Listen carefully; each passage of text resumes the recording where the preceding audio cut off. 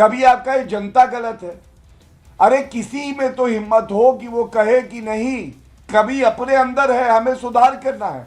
अमीर जी आप बताइए, लोकसभा चुनाव हमारी 240 सीटें आई भाजपा की, हमने किसी पे ठीकरा नहीं फोड़ा, समन्वय बैठाया, आत्मचिंतन किया और मेहनत करी।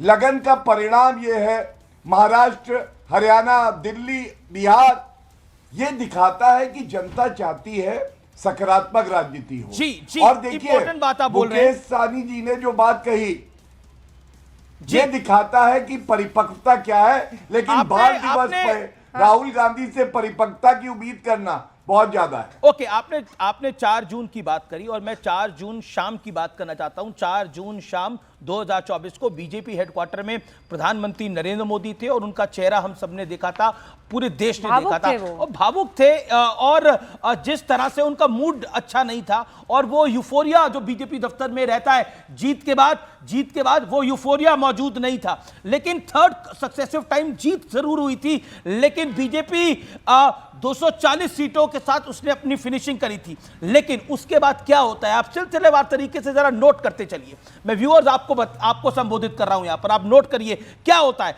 सिलसिलेवार तरीके से पब्लिक को रियलाइज होता है, जिन जिन राज्यों में बीजेपी की हार होती है, कि बीजेपी को कहां सेटबैक मिला है, वहां बीजेपी कमबैक करती है। बीजेपी पहला कमबैक करती है और उनको पब्लिक को लगता है कि मोदी इतना ट्रस्टेड लीडर, उसके साथ हमने क्या करा। बीजेपी पहला कमबैक करती है हरियाणा के अंदर, जहां अग्निवीर के ऊपर कितना नैरेटिव बनाया गया वो फेल हुआ। उसके बाद बीजेपी वापस लौट के आती है महाराष्ट्र के अंदर, जहां बीजेपी 132 सीटें जीतती है, जहां पे ऑपोजिशन कास्ट का, कॉन्स्टिट्यूशन में बदलाव का, इसका पूरा नैरेटिव बनाती है और वो सब कुछ फेल होता है और कहीं ना कहीं बड़ा सेटबैक लगता है कांग्रेस को।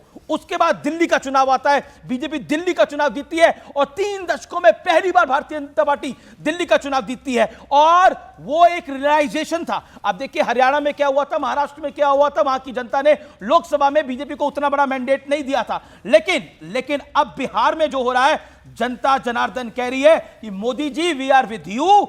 और 4 जून एक बुरे सपने की तरह था, लेकिन आप मेक इन इंडिया करिए, आप डेवलप इन इंडिया करिए, आप अपना काम करते चलिए, आप ऑपरेशन सिंदूर करिए, हम आपके साथ हैं। ये ऑपरेशन सिंदूर के बाद भी पहला चुनाव है, ये वोट चोरी के इल्जाम के बाद भी पहला चुनाव है, तो कुल मिलाकर बड़ा सेटबैक है। एक बात और देखनी होगी कि महागठबंधन की तरफ से या फिर जो विपक्ष की पार्टियां हैं उनकी तरफ से बार बार जो ये कहा जा रहा है कि चुनाव आयोग धांधली कर रहा है, चुनाव आयोग गड़बड़ी कर रहा है, चुनाव आयोग गड़बड़ी कर रहा है। अगर जनता के अंदर ये सेंस होता या ये मूड चला जाता तो फिर 71% वोट नहीं पड़ते। मतलब देश की 71% जनता ये मानती है, इस बात का एहसास करती है कि चुनाव आयोग निष्पक्ष तरीके से चुनाव कर रहा है और इसी वजह से आप देखिए वोटिंग परसेंटेज बढ़ता। आप कहने वाले कह सकते नहीं वो तो एसआईआर हो गया और वोटों में, वोट लिस्ट में जो नाम वगैरह कट गए थे, लेकिन कुल मिलाकर जनता भरोसा कर रही है और जनता के भरोसे के नंबर्स यहां पर साफ तौर पर दिखाई दे रहे हैं। अभिषेक झा भी हमारे साथ है और निरहुआ भी हमारे साथ। अभिषेक झा जेडीयू के राष्ट्रीय प्रवक्ता है, सुजाता भी हमारे साथ पॉलिटिकल एनालिस्ट बैठी हुई है। अमित शाह का आपसे कुछ देर पहले ट्वीट आया है, तो दिनेश लाल जी अब सवाल यह आता है कि इसके बाद आगे जिस चीज पर सबकी नजर टिकी रहेगी कि नीतीश बाबू को सीएम बनाए रखा जाएगा या अब नया चेहरा आ जाएगा, क्योंकि बीजेपी 92 पर है और बहुत पीछे है। अगर कंपैरिजन किया जाए तो जेडीयू 83 पर, विपक्ष ये पूछेगा पक्का।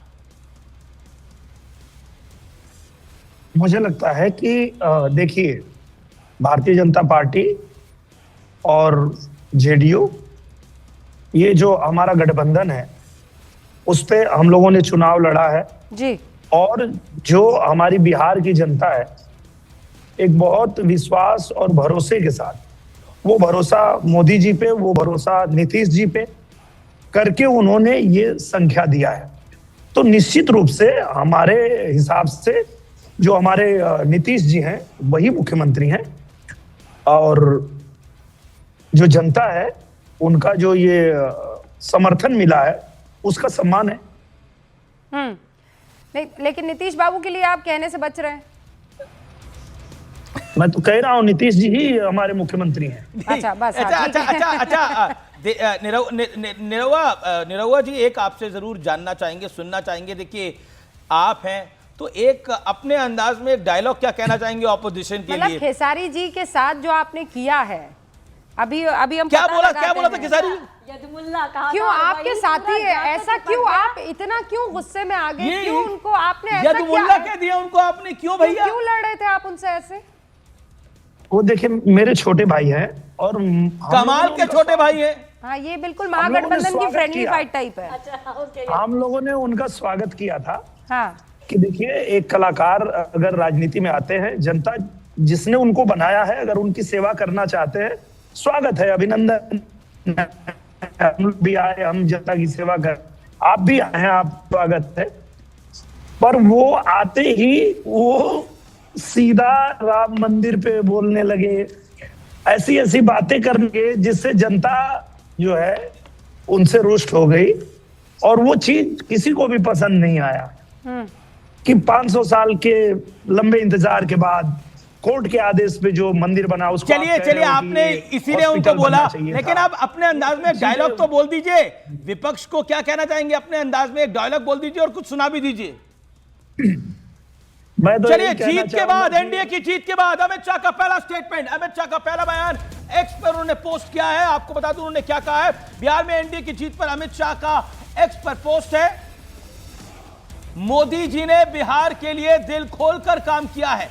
बिहार की जनता ने पूरे देश का मूड बताया है। नीतीश जी ने बिहार को जंगल राज से बाहर किया है। मतलब शब्दशः अगर पढ़कर सुनाऊं पोस्ट करें तो अमित शाह वो ये कह रहे हैं, ज्ञान, परिश्रम, लोकतंत्र के रक्षक बिहार भूमि की जनता को कोटि कोटि नमन।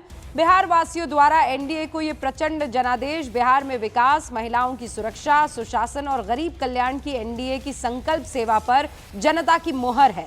पिछले 11 सालों में मोदी जी ने जो बिहार के लिए दिल खोलकर कार्य किए और नीतीश जी ने बिहार को जंगल राज के अंधेरे से बाहर निकालने का काम किया, ये जनादेश विकसित बिहार के संकल्प के लिए है। अब से कुछ देर पहले अमित शाह ने ये ट्वीट किया है, एक्स पर पोस्ट किया है और उन्होंने प्रधानमंत्री नरेंद्र मोदी के कार्यों और नीतीश कुमार को जंगल राज से बाहर निकालने की बधाई देते हुए कहा है कि हम इसके लिए अग्रसर हैं। And the one word he used is very specific, that is politics of performance. ये पॉलिटिक्स ऑफ परफॉर्मेंस है कि हमने काम किया है और इसी का नतीजा हमें आता हुआ दिखा है। जी एक सेकेंड, मैं निरहुआ आपकी बताता हूं। निरहुआ सुनाने वाले थे, आप कुछ सुना दीजिए, इंतजार कर रहे हैं दर्शक। बिल्कुल, आज तो सब लोग ये कह रहे हैं कि रफ्तार पकड़ ली हले बिहार, रफ्तार पकड़ चुका है बिहार, भैया फिर से एनडीए सरकार। हर दिन खुशियां बांट रहे हैं मोदी नीतीश कुमार, रफ्तार पकड़ ली हले बिहार। और ये रफ्तार रुकनी नहीं चाहिए। इसके लिए हमारी बिहार की जनता ने इस तरह का जो नंबर दिया है। निरहुआ जी बहुत बहुत शुक्रिया हमारे साथ जुड़ने के लिए। और अपने दोस्त और अभिषेक झा भी है। सुजाता जी, आपकी परमिशन से मैं पहले जो है वो अभिषेक झा, क्योंकि वो वक्ता हैं और इसलिए भी क्योंकि इस बार शानदार प्रदर्शन किया है जेडीयू ने। पहले अभिषेक जी, मैं एक छोटा सा ब्रेक ले रही हूँ, फिर सीधा आप ही के पास, आप ही का रुख।